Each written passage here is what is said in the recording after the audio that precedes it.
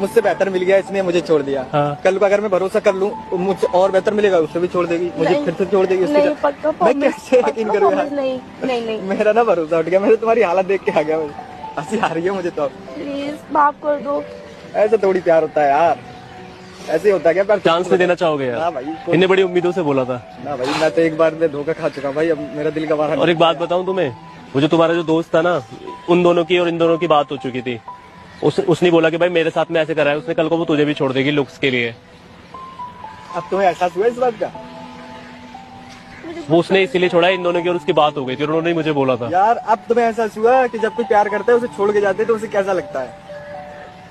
मैं उस टाइम ना कितना परेशान था, कितना दुखी था, कितना रोया भी था यार मैं तुम्हारे लिए।